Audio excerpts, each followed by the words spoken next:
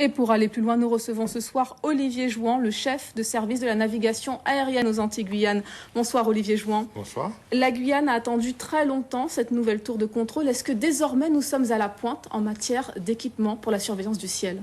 Oui, tout à fait. C'est-à-dire que nous sommes au milieu du gué, puisque c'est un programme de rénovation qui a été commencé il y a 9 ans maintenant, avec cette première pierre de la tour, qui a continué avec des choses que l'on voit beaucoup moins que la tour, mais qui étaient nécessaires. La rénovation de nos équipements radio, des grandes antennes que vous voyez à l'arrivée de la tour, de l'aéroport. Et puis donc cet événement, qui est un événement émouvant pour nous, l'ouverture de la tour, et qui va se poursuivre maintenant par la rénovation des outils des contrôleurs, c'est-à-dire des écrans qu'ils utilisent et des moyens qu'ils auront pour communiquer avec l'avion. Alors très concrètement, ces nouveaux outils qui sont attendus pour le courant de l'année prochaine, que vont-ils changer? Alors, ils vont changer la façon dont on communique avec les avions, puisqu'aujourd'hui, le seul moyen qu'on peut utiliser est la radio HF, qui est une radio de très mauvaise qualité. On a commencé à mettre en place des moyens de communication, ce qu'on appelle du data link, c'est-à-dire des échanges numériques par satellite. Et on va maintenant intégrer ces échanges numériques via satellite à l'outil de contrôle des contrôleurs lui-même, donc à l'écran, à la fois à l'écran, et au moyen d'échanger et de contacter le pilote. Est-ce qu'on peut dire, pour simplifier, que ça va considérablement améliorer la sécurité dans le ciel? Ou alors est-ce qu'on est déjà en sécurité? Non, on est déjà en sécurité. Ce que ça va améliorer surtout, c'est le confort du contrôleur. Et quelque part, derrière le confort du contrôleur, il y a le nombre d'avions qu'il peut prendre en compte. Aujourd'hui, on arrive, avec les technologies anciennes, avec l'utilisation de la voix, à buter ce qu'on appelle le mur de la capacité, c'est-à-dire que le contrôleur ne peut pas gérer plus d'avions que ce qu'on lui propose aujourd'hui.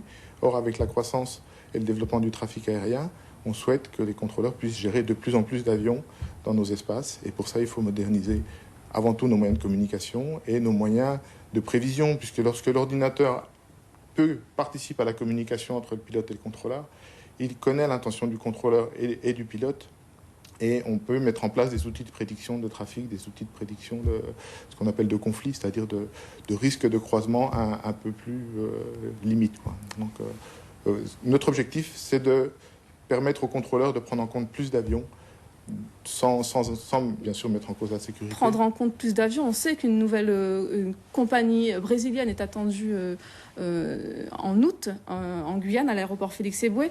Le trafic aérien, le nombre d'avions que vous avez à aider à atterrir, augmente-t-il à l'aéroport Félix-Éboué? Alors, sur l'aéroport Félix-Éboué lui-même, on est avec une très très faible croissance. Et d'une année sur l'autre, je crois qu'on peut dire qu'on est à l'étal.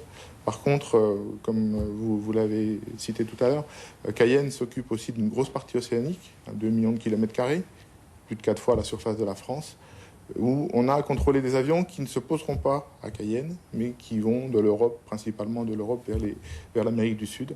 Et pour le coup, cette croissance, ce trafic est en assez forte croissance aujourd'hui. Alors, les contrôleurs aériens accompagnent chaque jour une quarantaine d'appareils à se poser à l'aéroport Félix-Éboué. Ils guident également un grand nombre d'avions, vous l'avez dit, dans une zone de 2 millions de kilomètres carrés, 4 fois la taille de la France. 25 contrôleurs aériens assurent ce travail. Le problème, c'est que certains d'entre eux ne restent que quelques années en Guyane. Comment pouvez-vous améliorer cette situation ?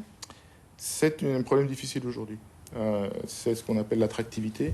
Et l'attractivité, il y a plusieurs pistes. Il y a la piste financière, rémunération des agents, mais qui aujourd'hui, qu'on est borné quand même par les règles de la fonction publique, je crois qu'on est allé presque au bout de ce qu'on sait faire d'un point de vue rémunération.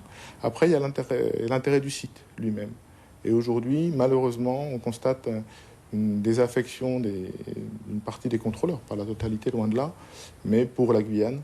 Et après quelques années passées en Guyane, ils souhaitent retourner en métropole.